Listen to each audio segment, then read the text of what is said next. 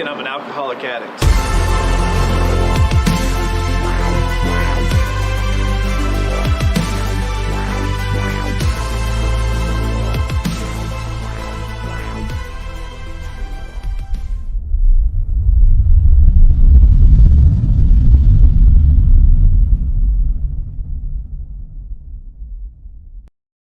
Welcome to Recovering Addict. My name is Jake. I'm a recovering substance user. And I'm Sherie, and I'm an alcoholic. Sober today.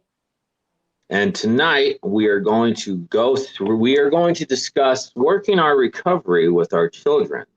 Do a comparison of sorts, start with addiction, what our lives looked like, how our children reacted to our drug use, to our alcohol use, and and then go into what life looks like now and how we incorporated our children into our recovery. So I have a list here. So guide. Yes, a guide.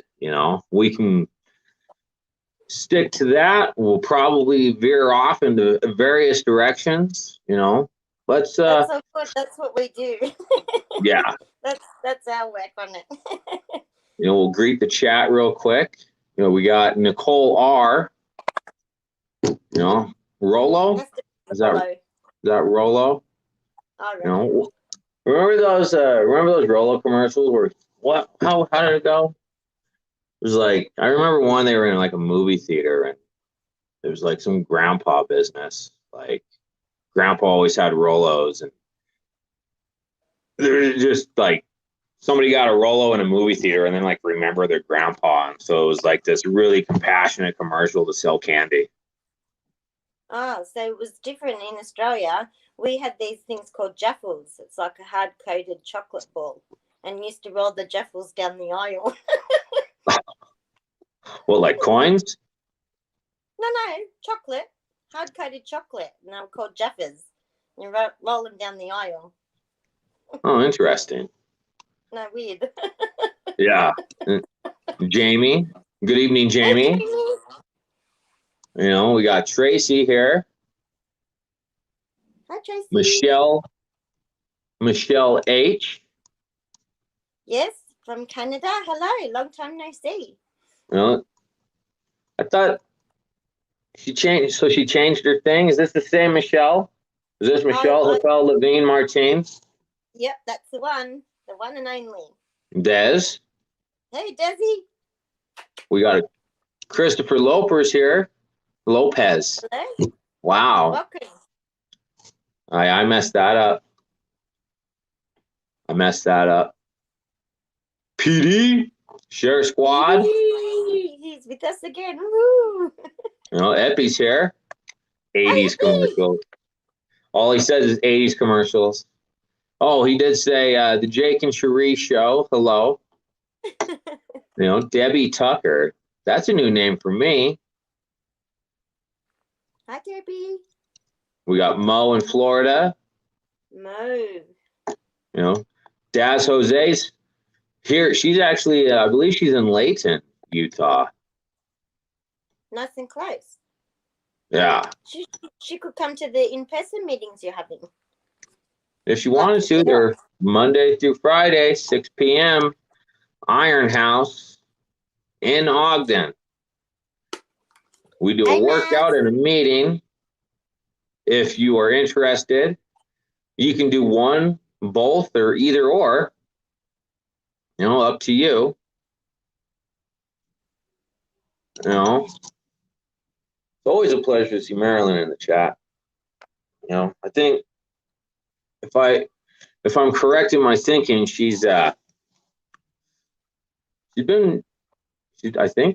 she's been watching from the beginning. I believe so too. I believe so too. And another exciting announcement. I don't know if LT shared this or not. We got some new merch. We got new hats. Oh, that's the wrong side. Right there. New hats. Oh, that looks cool at the back. Yeah. With the RA on the side, we got Zippos. Badass. Oh, shit, I dropped it. You know, we got dog tags. RA dog tags. Oh, I'll You have to know, get me some of those. yeah, I'm not sure if they're on the website yet or not, but they should be soon. They should be soon. Oop, Felice is here. Hey, beautiful. I miss you. So, what was life like in your home during your addiction? Yeah, so for me, okay, so most of you know I've got kids. So I have 4 kids, 2 girls, 2 boys. Um, I was lucky I didn't lose them. You know, some people in this program and in this community have lost their children and have to fight to get them back. I was super lucky not to have that happen to me. But, you know, my children did have to put up with a lot and see a lot of unnecessary things, you know, whether it was the funny, stupid Sherie while I was drunk or whether it was the crazy, asshole, arrogant bitch that came out, you know, Mm-hmm. or just sobbing sessions. You know, I had many personalities, multiple personalities whilst drinking. It was depending on the mood and, you know, what was going on at the time. So they saw a lot and they put up with a lot. And quite often, you know, I was at home alone with them while my husband was out at band. And so, you know, I kind of sort of put them in a bit of a sticky situation as well because, you know, if something had happened, I wasn't able to take them to the hospital and all that sort of thing. So it was really very selfish, very, very selfish. Um, and, you know, I would, if they had friends over and I was, you know, in my element, off on my little la la land, um, I would be embarrassing them because I had no inhibitions. So, yeah, my 2 boys, the younger ones, they sort of took it as it was, but the 2 older ones, they had a bit more knowledge and thinking, you know, why is mum acting this way and why is she doing this and doing that? And so they would question me, and I always had excuses, you know. So, and I'll tell you an instance. So there was one good drinking friend that I was with, and I had my oldest daughter wanted to stay home that night, so I took the 3 youngest with me, and we had, you know, we're having a session, and my youngest daughter, she was probably, she's very straightforward and very straight down the line, you know. So, you know, and she would say to me, Mum, why are you hanging out with this girl? And I said, because I'm having fun, rah, rah, rah. And so anyway, I had way too much to drink. So I called a taxi and got the kids in the car and off we went home.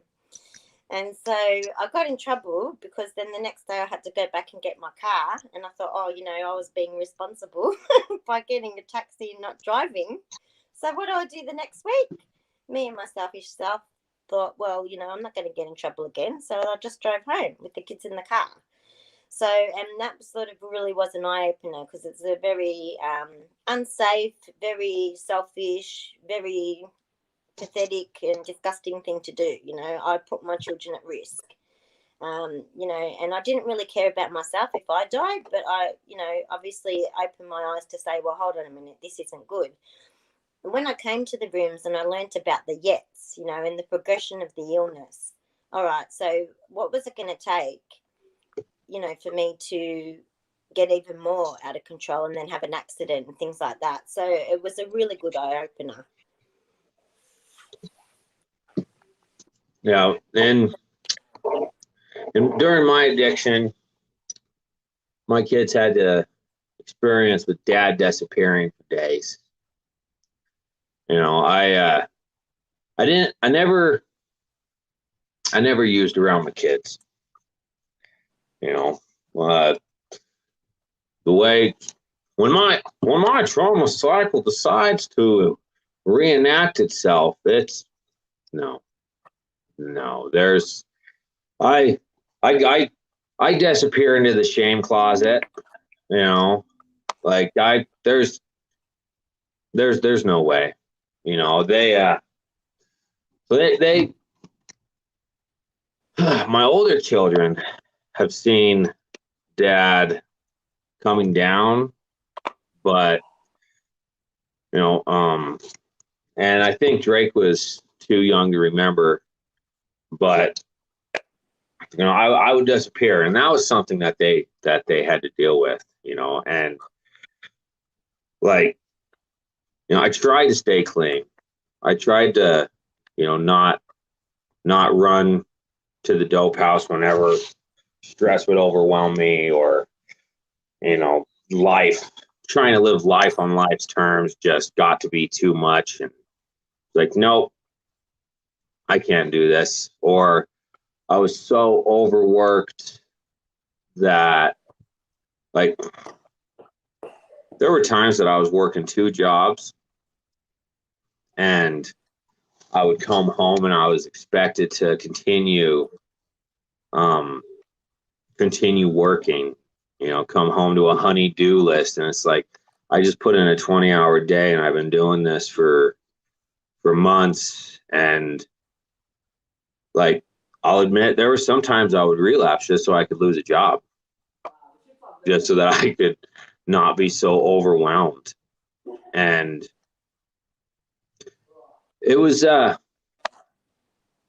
It was rough. And my kids, they lost respect for me, and it took a long time to get that back. And they were, I don't know, I could see an anxiety in their faces when I would leave. And because they weren't sure if dad was coming back tonight. I was always in a state of chronic stress, like, always. Like, it didn't matter. It didn't matter. And, it was 2019 that my oldest daughter, my only daughter, she pointed out that I had a 6-month cycle. About every 6 months, I would disappear for a day or two. Very perspective of her. They've got an intuition, haven't they? Yeah, well, I think she was actually timing it. Like, she was actually timing it and shit. But I'm going to put that down, because I feel that's really loud. I'm going to switch over to the coin. And so it's taken a lot of work, and my relationship with my oldest daughter is still a little bit strained because of, other things, other choices, other perspectives and mindsets. But like, she knows that I'm committed to this thing, and through that commitment, like, there's opportunity to heal and to mend and to nurture and to, build a better, stronger relationship, and then my boys, the 2 that I have home with me, they trust me. They know what I'm doing. They know what I'm about. They know that I'm about this. And so I can leave, and they know dad's coming back, like, but I still get reminders. Like, if I leave upset and don't communicate what I'm doing, they sort of smash on the panic button and are like, oh shit, oh no. Like, And that happened 4 to 6 weeks ago. They were worried that I wasn't coming back, and like blew up my phone until I answered, and I was really just spending some time with my girlfriend and forgot to communicate. And that's so important, you know, whether it's with your children, your partner, or just communicating in general. Communication is key for any relationship. Yeah, Epi says built trust is quite the accomplishment. You know, it takes a lifetime to build it, but you can lose it in a second. And then to gain it back, you know, it's so much effort and work. Yeah. And then I need the glasses to read it. I was going to read it to you. Oh, that's all right. Uh-huh. Yeah, definitely the guilt and shame, you know. Oh. And so if I went on a See, whole when I read weekend, it, I read it out loud. Okay, yep, go for it. I feel you. As my kids became adults, I used with them and they became my suppliers. What's so sad, I had so much guilt and shame. Recovery. They respect me now and call me super sober mom. Awesome.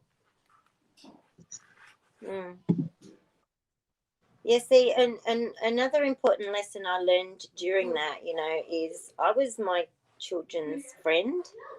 I wanted to be the cool mum, and I was a friend. And so, you know, I sort of didn't probably parent as well as I should have. Whereas now, I'm first and foremost, I'm their parent, and then I'm their friend. You know, it's really changed it around for me in a good way, in an absolutely good way, you know, because they do need guidance. And how can you guide them when you're in addiction? You just don't. So, hold on, excuse me. Can I, you said do dishwasher? No, I've done it. Sorry, excuse me. See, life on life's terms, children. And they know better. Yeah, do they? Now. 2 times. Are you sure they understand what you were doing right now? Yeah, one of them just wanted to give me the tweezers, you know. Oh. Ask for the sink. See if they'll bring you the kitchen sink. And the other one, yeah, he was supposed to do the dishwasher, empty it 2 days ago, and then he decides he wants to do it now.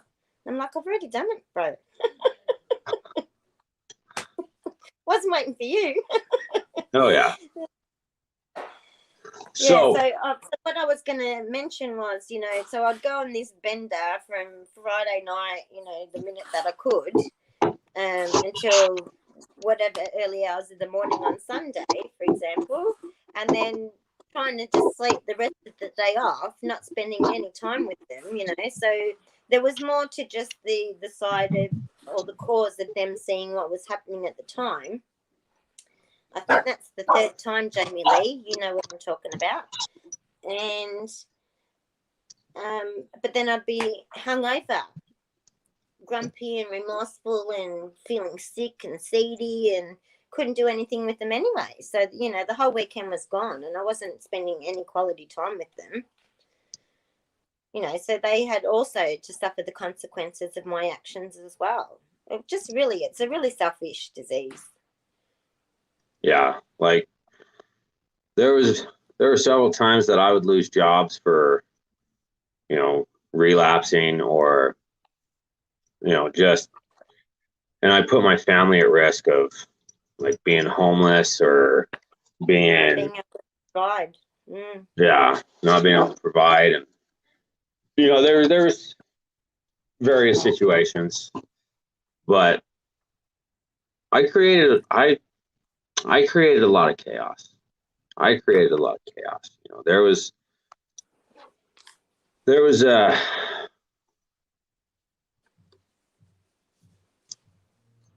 was long periods of time that, like my daughter, she was really straight edger and was not about any of that, and like would actually get mad. Like there was a documentary, and it was talking about this species of monkeys that would go and catch these centipedes and like really mess with the centipedes, and then it would like secrete this neurotoxin that the monkeys would like lick off of it to get high. And so I made some joke about wanting to go get centipedes, and she freaked out and didn't talk to me for like 2 weeks. Yeah. So you were joking, but she took it seriously. And see, this is the other thing too. It's hard with their ages and their capability of, being able to absorb what you're trying to explain, especially once you're sober. Yeah. And so it's also the trust that brings up the trust too. Because for so many times you'll say, "Oh, sorry, I won't do that again. I won't drink like that again," or what have you. And then the next session you get an opportunity, off you go again. It was the empty promises. And for kids, I think that's really disheartening because they do want to trust you, and you are their mum, in my position, but then you go against what you've told them, so they just start not believing you and think you're just a liar, which you really are, because you're not sticking to your word. So what did how did your children's behaviors change through your addiction?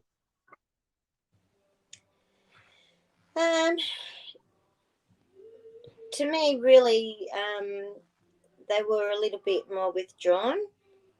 It was always coming to me to do things or what have you, but then when it would go on deaf ears, because I was just too interested in what I was doing and having my fun, they stepped back, and I definitely noticed there wasn't so much need. And at the time, I just thought, oh, this is good. I'm getting a bit more freedom. The crazy thinking.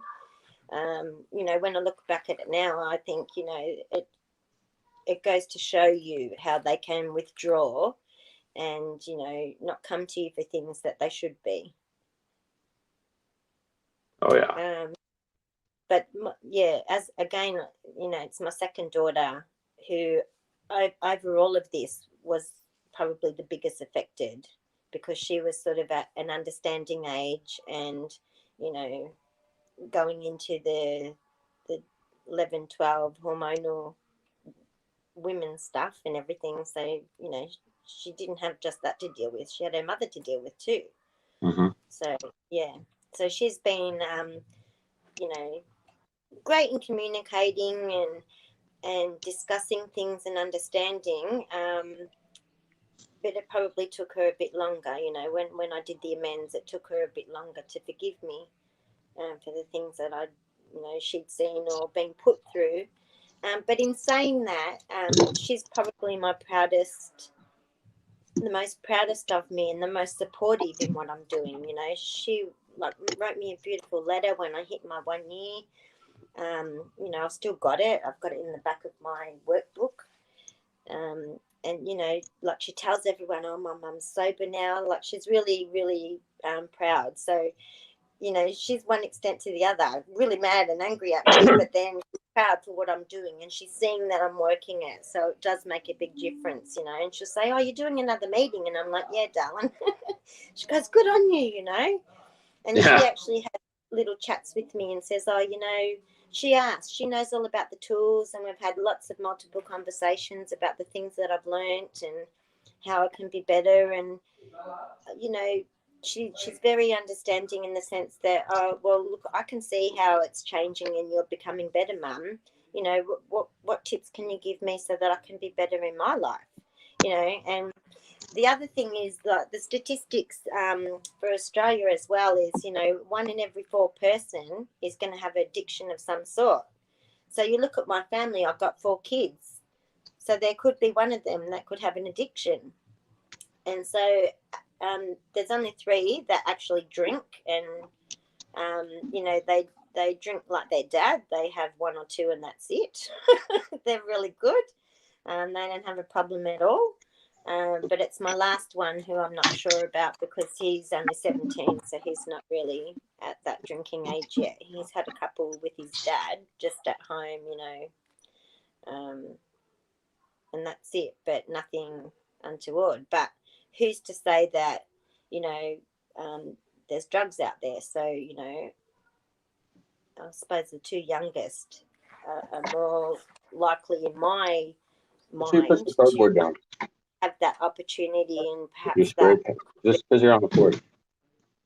But, you know, if it's going to happen, it will happen. But at least now I feel blessed because I have a knowledge and an understanding. And if it does go down that road for, you know, whatever reason, I will have tools that I can help them now. You know, so I think I got off track. I don't know. No, it's right in line. You know, you covered how your children behaved during your addiction and then how they behave now. You know, so you sort of took it to the, you know, like you said, the extremes, you know, and it's like, I really wish Cameron didn't just spray paint all over the porch because now I can just smell it. Just out there was painting a wastebasket, you know, and so, you know, my children disconnected. My children withdrew. They, you know, didn't really respect me. And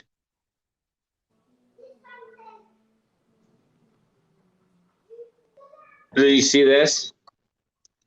Do you see John V poaching right now? I'll go one further. Jake and Sherie should do a regular spot on another show that may have elements of my last name.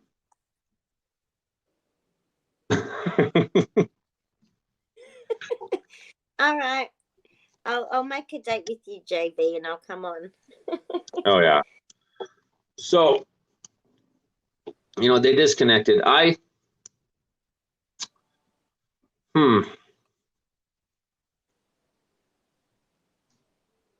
I incorporated my children into my recovery.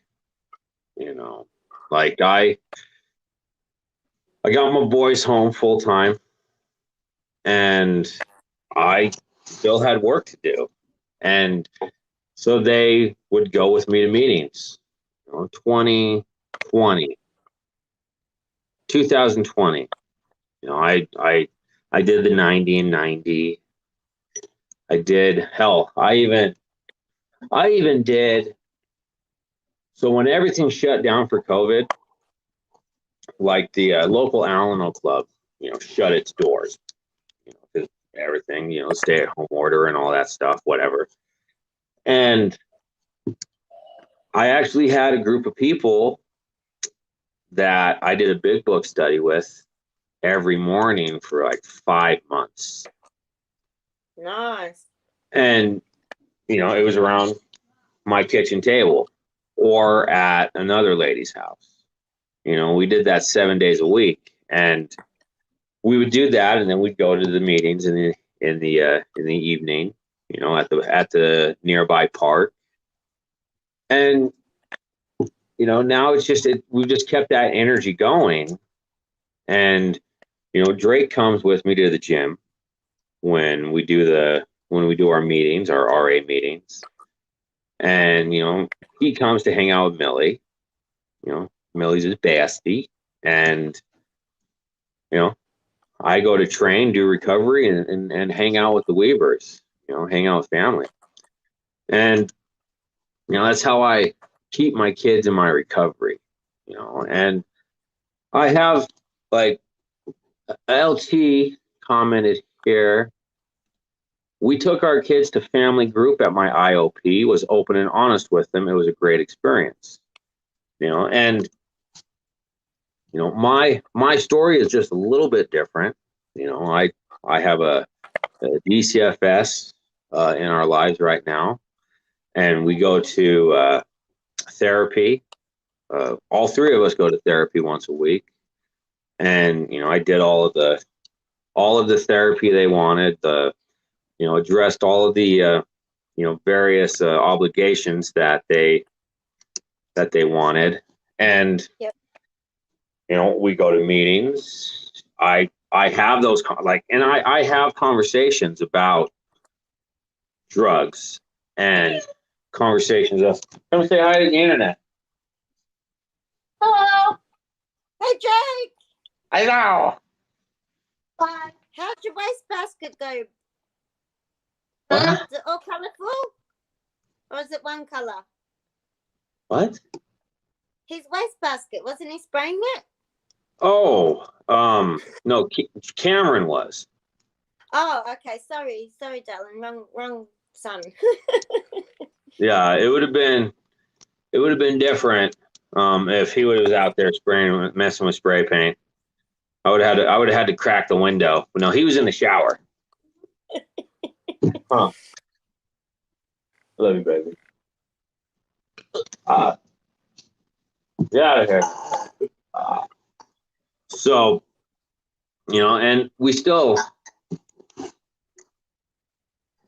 know, hold on, retracing my steps. I lost my keys. So I have conversations about drugs. I have conversations about addiction, about, you know, various psychological, you know, subjects. Millie says hi. Tracy says hi. She loves you. Hello. Hello. Petey says, what up, Drake? He says the sky, Petey. But,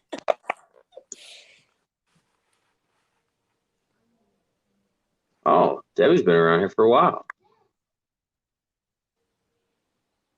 No.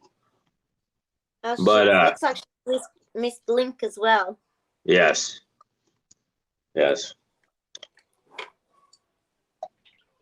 But, you know, so I'm very open and honest, you know, and of course I keep it age appropriate. You know, I don't get into like the nitty gritty, you know, the minutia of things. And Absolutely, like, because what you can talk to Cam with, you can't talk to Drake with. Yeah, so you have correct. to keep it in that what they can absorb for their age level. You know, so obviously some kids that are say 11 can take in a bit more than other kids. They're a bit more mature. But you know, what you tell a 11-year-old to an 18-year-old is totally different.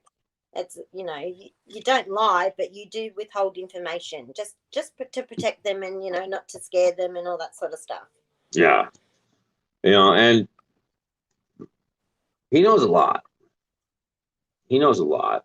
Like, he's actually, hell, he's my girlfriend was having she was having a hard day, and I don't know, I think the story she told me is that he noticed that she was having a hard day, and so he told her what he learned in school that day about the imaginary audience. And how's that go, Drake? The imaginary audience. Drake's en route. Here, tell the internet about the imaginary audience. Okay, sit in that chair.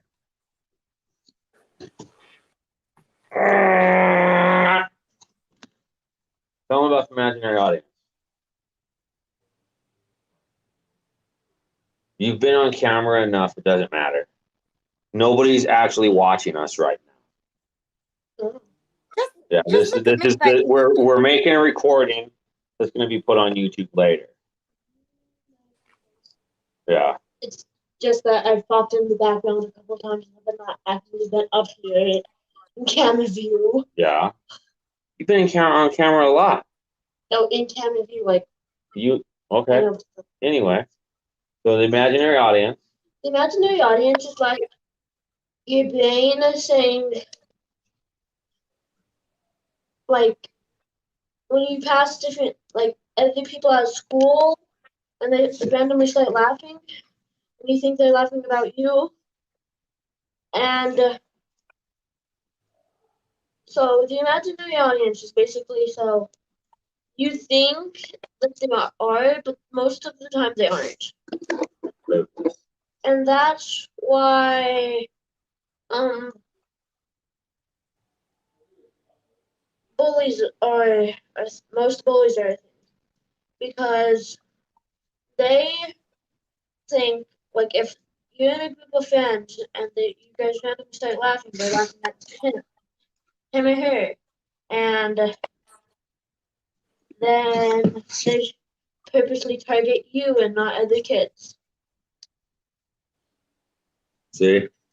So when you, the imaginary audience is when you're going about your day and somebody laughs and you feel that it's directed towards you instead of, so your perception is that it's targeting you, when in all reality, it is probably absolutely nothing to do with you. It's just a coincidence that they're laughing, but there's that distorted perception of reality that, creates those scenarios, and so he was very attuned. Yes, well done, very, Jay. very attuned, and takes after his daddy and helps people when he notices that they're struggling, like he helps me all the time. Good, darling, because you're being kind to someone else. So that's a really good personal quality to have. You keep it. That's beautiful. You hear that? You said you're beautiful.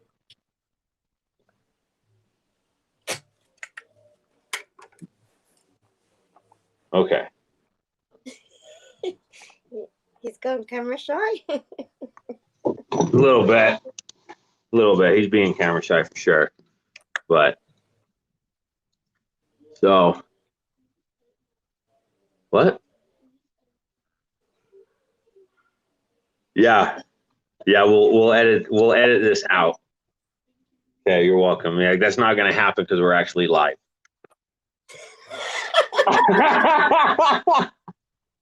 I didn't lie to you. It's also being recorded and going to be posted on YouTube later.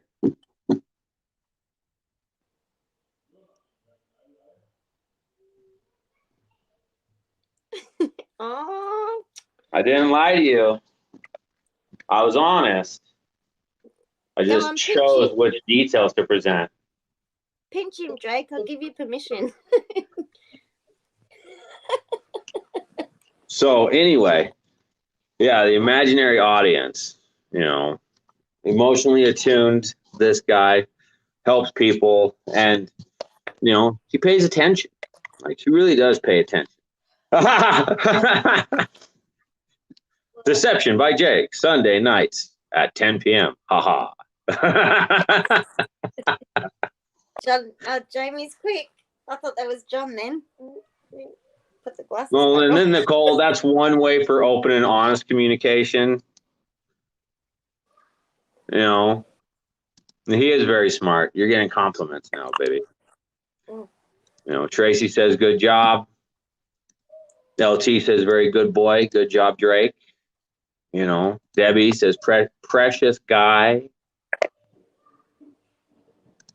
Jamie also has felt that, experienced that many times. Okay. Here, I need to sit up so you don't fall out of your chair. Okay. You're gonna be right there? Okay. So, huh? Okay. So how did you incorporate your children into your recovery, Sherie? So basically, they saw what I was doing. They saw the meetings that I was attending. They saw the studying and the reading of the big book and sitting down and working my steps. They saw it in person. And then they actually were involved because I made amends to each and every one of them. So I didn't do it as a group because I had different amends to make for different things for each child. but, you know, I sat with them one-on-one and I went through, you know, the harm and the hurt that I'd caused them and, you know, the guilt that I had for, you know, putting them in the situation, that sort of thing.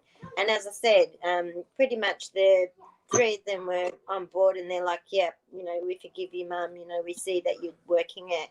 It was just one of them that was a bit more hesitant, and she's better now, but I think she still needs more time. But that's just her. That's how she is, and you know, I'll give her whatever she needs, because at the end of the day, it was me that did it and put her in those positions. And, you know, like I said before, your trust can be gone in a flash and it takes time to get it back. So, yeah, but she is happy. She is very proud as well. And she just needs a bit more time. Yeah. Yeah. And so the other thing is too, you know,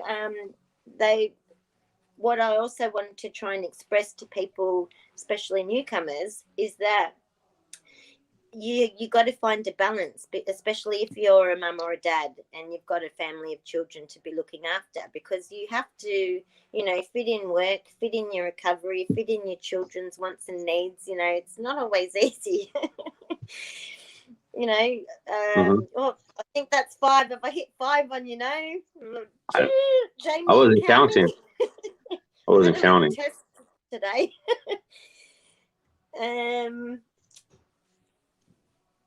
There was probably, you know, a couple of months where I was doing meetings at dinner time, and so they were eating late and they weren't very happy with me. So I had to alter it a little bit. But it took me a few weeks to figure out, I am sort of, you know, when I did inventory, I'm putting my needs first. Okay, yes, it's recovery, but surely I can do it, you know, half an hour later after I've cooked. You know, it's making that juggle, that balance work. Debbie says, you'll develop healthy, open honesty with them. #supermom. Yeah. Oh, it says, Sherie, that is so beautiful. A little out of order, but, you know, so what did the trust and relationship building process look like, you know, once you got in recovery? You know, I keep asking you questions, if you don't mind, I'll go first on this one. Sure, go. Have a drink. So, for me, the biggest part of developing trust and building the relationships was consistency. It was consistency and letting them have their voice. You know, teaching them that they have a voice worthy of being heard, that they are deserving of being seen. And that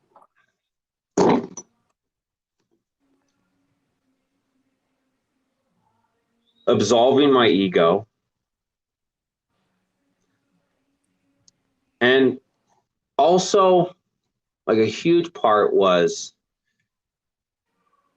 I don't know, it also helps that what I like to do also sort of like coincides with what my kids like to do. So if it's like, hey, you guys want to watch some anime, like, we can just sit and watch anime and bond, you know, and that was by design. My kids like anime because I watched so much anime that they got hooked, and that was by design.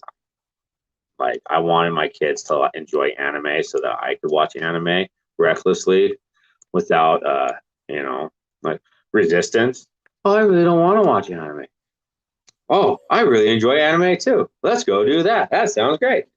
Yes. So you know? my youngest is into anime, and as I've expressed to you before, like, I'm very fussy and I really don't like cartoon, but I thought, no, I'll do something that pleases him and I'll sit and do it. So we came up with an analogy. He'll pick a couple that he likes and I'll, you know, watch 5-10 minutes and I say, yeah, I can watch that one with you, and then off we go. So I stepped out of self, and not to people please, but to spend time with him in something that he enjoys, even though I don't necessarily want to do it or, you know, will enjoy it. But I actually ended up liking it. Oh, yeah. Yeah.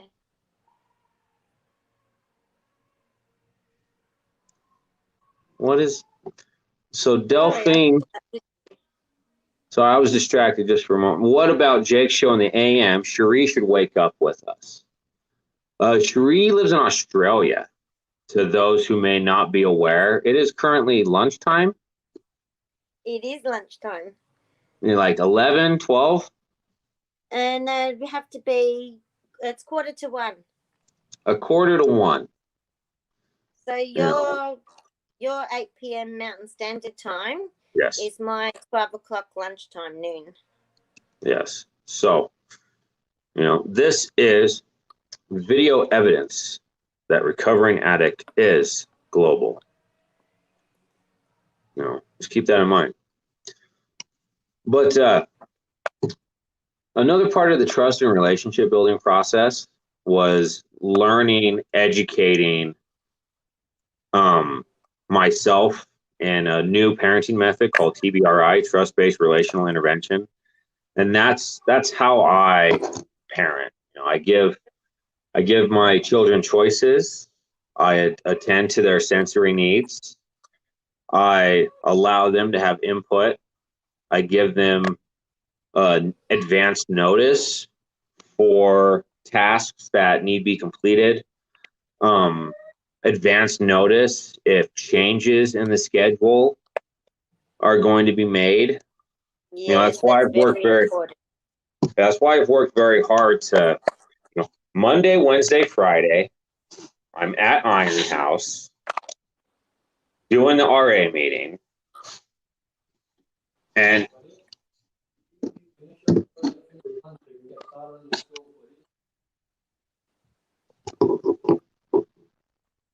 I got paid on Friday. Why? I'm in the middle of a fucking live stream.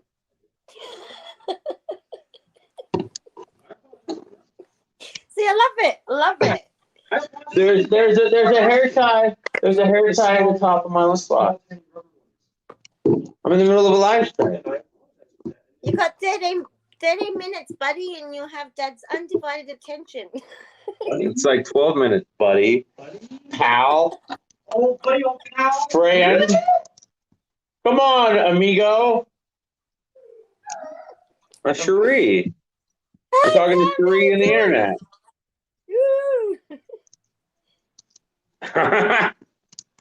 What time is Family Dollar? Family Dollar is already closed. On Sunday?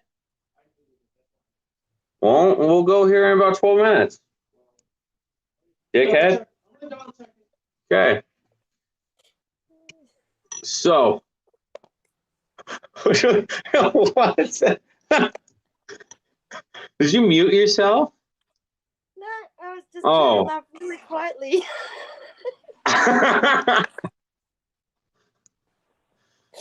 Well, all right.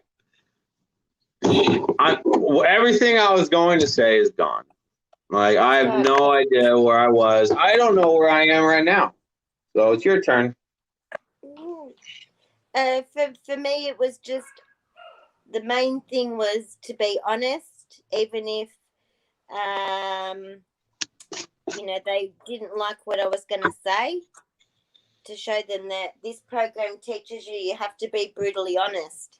And so I went from having that, being a good friend buddy, to not doing that anymore and actually parenting. But to build the trust, it takes time and it takes consistency, and to allow them in. Open. I've always been open anyway. I said to them, no matter what happens or whatever you do, you be honest to me and I'll support you. Even if it's bad, there will be consequences, sure. But I will stand by you as long as I know the whole story. So I've always had that, you can come to me with whatever.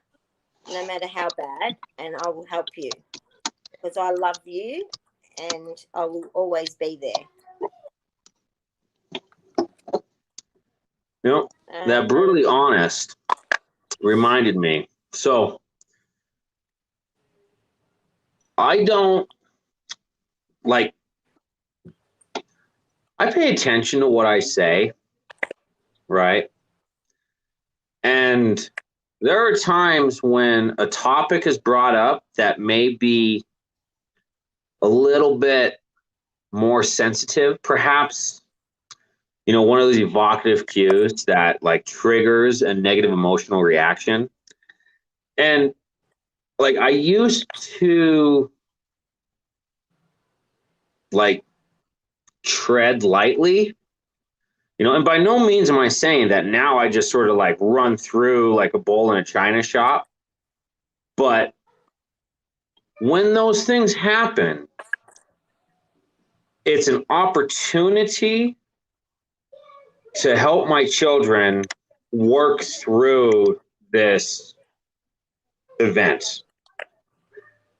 You know, like yes, you can still they're be upstairs tactful. arguing right now. I was just, You can still be tactful and considerate, and you don't have to tell the whole thing, you know. And again, it brings into account what ages they are. You know, what I can tell my oldest and converse with her compared to my youngest. Mhm. It's on a different level. But now, you know, they're getting older, and so, you know, 2 years in, he's got 2 years older and wiser. So it's not as difficult trying to work out what you can say to him and you can only say to her, for example. The best way is to watch the cues on how they're reacting, you know, and it's not about withholding information. It's just about, oh, that's beautiful. Is that a swan? Not taking in. I'm sorry, I'm getting sidetracked. well, Not Drake made it. beautiful, Drake. You can send that in the envelope to me when I order my dog tags and my lighter. You know, those were supposed to be a secret. I didn't know they were supposed to be a secret. And if I did know they were supposed to be a secret, I don't think I caught the fact that they were supposed to be a secret. I'm going to see how many times I can fit secret into the next 30 seconds. Oh, You don't know, get the cat out the bag. like I set that cat on fire in the bag. I messed that up. What? Either way, I let the cat out of the bag. You know, there was no bag. I like booted the door down. But it was supposed to be a secret. What? Oh, I thought you. We were passing them out all willy-nilly on Friday. I thought it was cool. I thought everybody knew. You know, I was excited to. I just got overexcited. I got overexcited. The dog tags and you know this stuff, like the new merch. That's Like, right. You'll have to go off and make your immediate amends. oh yeah, yeah. This is an awesome swan. Is this for me? Yeah. Oh, thank you. I'll add it to the other swans that your brother made me like 2 years ago. See? I have a row of them up there. I love you, baby.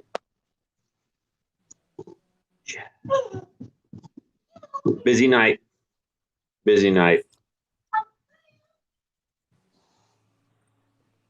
You know? And in response to this, you know that's not true, Michelle.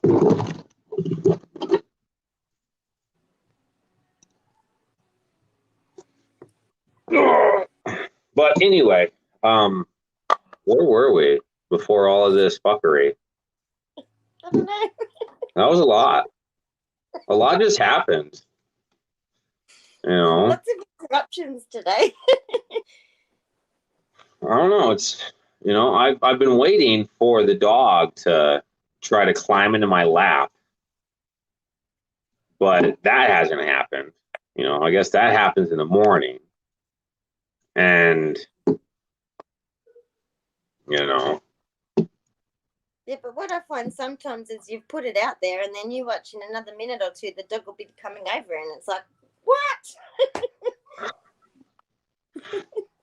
Well, she's right here at my feet.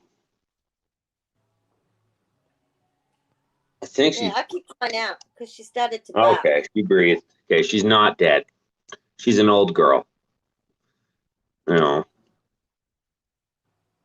So let's take it from the top.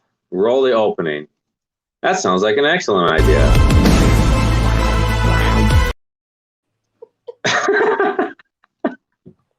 Okay.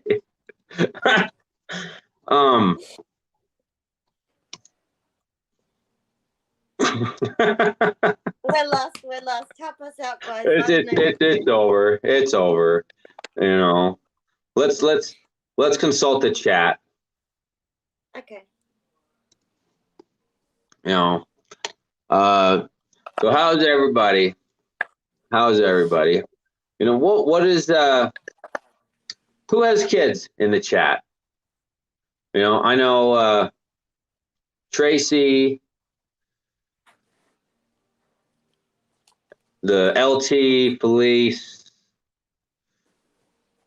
scrolling up through this thing. You know, Josette was at Recovery Days and got a dog tag. That's awesome. Josette has kids. You know, and how is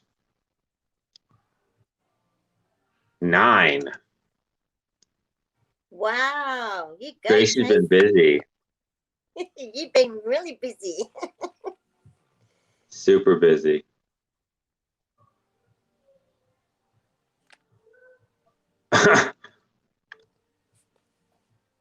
Debbie's got 2, you know, and so like this, I have stepdaughter. I almost said his real name. And when they were younger, they always took up the bathroom for 2 hours each. What are you doing in the bathroom for 2 hours? Oh, they're making themselves pretty. For 2 hours? Smelling nice. Like I blame it. Like that is the homeowner's fault. Whoever owns the home and allows the stepdaughters to be in the bathroom for 2 hours is at fault, because there is such a thing as mirrors, vanities. You know, you can, here you go. Like, I like to poop occasionally during the day.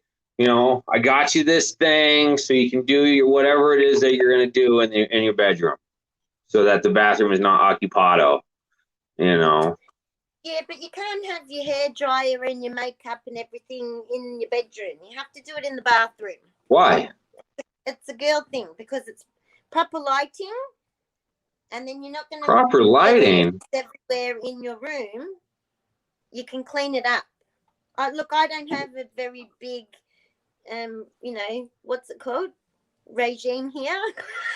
I just get up, brush it, and off I go.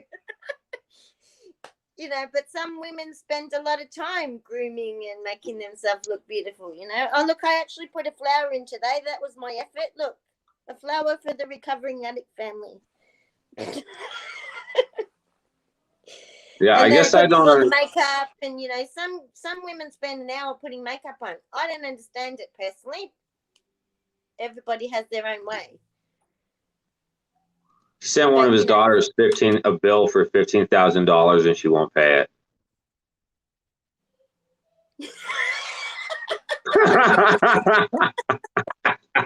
You know, look, I'll give you another example. My sons, one of them spends 35 minutes in the shower, you know, with all his music and carrying on. I go, you can't have that much dirt on you. The other one's in there, he has a normal 5-minute shower. Unless he's washing his hair, it takes a bit longer, but you know, everyone has a different schedule. Now, back in Australia, you know, like probably 5-6 years ago, we had a drought. So you had to limit your showers. You're only allowed to have a 2-minute shower. I'm not familiar with that. Like here in Utah, whenever I see the signs, they're like, oh, we're in drought conditions. This really, I still get to drink water. I still shower. I still do all of these things. I don't understand like why everybody's so freaking out about drought conditions. Well, Like it I depends don't. how bad it is. But like probably 20, 25 years ago, how old am I now? Probably 20 years ago. I don't know if I can get You're that too old to remember your age. I'm 51. I'm 51. That's right. I remember now. What did you See, just I've got say? no memories. What did you say? 20 years ago, we And how old are you now? I'm 51. 51. I thought you said 61. I was like, holy. And I was so just you're saying checking. that that's good for I was my just age? fact checking. Okay, so 20 years ago, we had a really bad drought in Australia. And so the Aussies, Des is here, he will know. You weren't allowed to water your lawn. You were only allowed to shower every second day, and you were timed for 1 minute each shower. How? That's how bad it got here. And How? it was like that for a good 12 months. Maybe a But bit how? longer. How did they time it?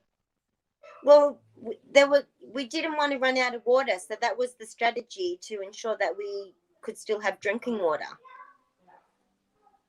Oh. Well, I didn't know if there was like some like really like federal regulations where they like put sensors and I don't know, I suppose. Oh, no. It was all honesty based. Oh, okay. You know, so some farms don't even have water connection. They have rain tanks, and they have to live off the water that they collect in their tank for their drinking and their showering and their farm animals. You know, the sheep and cattle have to use it too. Interesting. Interesting. We could do a whole show just on the differences between the Aussies and the Americans.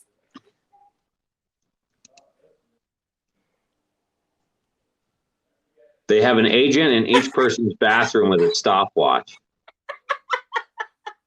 Some shifty dude shows up with a stopwatch. Water catchment is like a huge dam. So yeah, sorry, I just totally got off topic then, didn't I? yeah, that was interesting. So, well, that's an hour. Wow, that surprised me.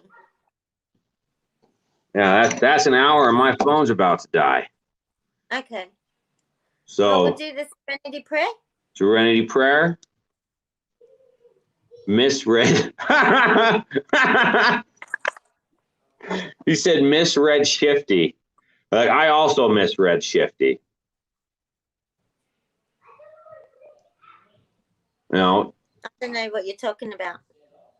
Oh, Michelle said some shifty dude shows up with a stopwatch to time the shower.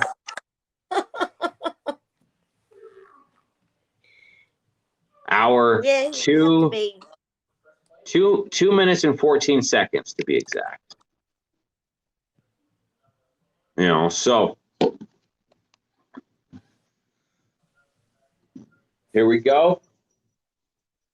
Who are we not? God, grant us the serenity to accept the things we cannot change, the courage to change the things we can, and the wisdom to know the difference. Amen. Amen. So, John says, we recover better together by staying safe, staying sane, staying strong, and staying sober. You're worth it. Good night, family. I love you all. We are worth it. Thank you, JV. Yes, I'll have thank to contact you. you. I'm coming on your show next. I think I'd like to take a venture forward. You know, that sounds like an experience. Yes. Let's do it. Wait, no, you didn't. You didn't on what? What did you send me a message on? On Facebook? In the Discord? I turned all my notifications off to the Discord. Here we go. That doesn't bing, bing, bing, bing, bing at you. Yes, Yeah. and I will make it. I'm home on Friday, which will be 10 6 o'clock. p.m. Mountain Standard. Friday. Talking about the for me. So I'll wellness? be there, you will see me. Yeah. So, okay. So don't put yourself in a high-risk situation. Stay strong. Stay savage. Work your programs. And remember, we recover better together. I was completely unprepared. There we go. And go.